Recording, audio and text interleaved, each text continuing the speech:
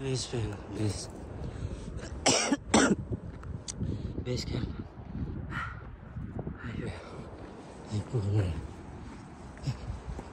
But hey, what a relief. Fuck. हामी जाने चाहिँ त बाटो हुँदै हुँदै माथि डाँडा माथि दिलिचु के भन्छ दिलिचु लेक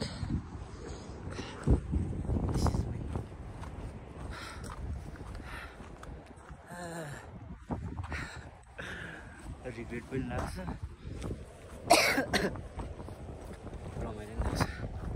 both at the same time बाटो देख्दा रिग्रेट लाग्छ स्टेसन पुगेपछि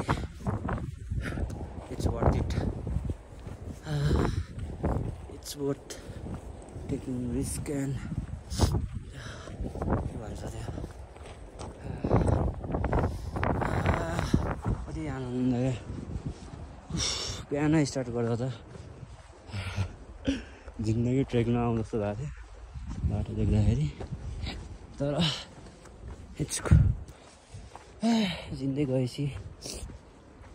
इट्स राम्रो हुँदै जान्छ डोन्ट लुज होप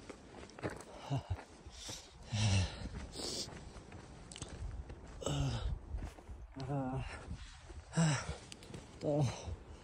सबै दुःख जति भ्यू हेरेपछि इट्स के भन्छ सबै हराउने रहेछ यो त केही होइन मेन त भोलि आउँदैछ मेन पार्ट कति आनन्द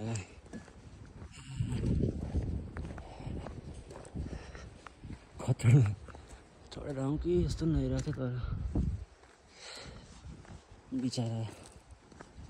एकदम माया लाग्यो सकेसम्म नगएको राम्रो सकिँदै सकिँदैन भने त यस्तै हो गाह्रो छ सबैलाई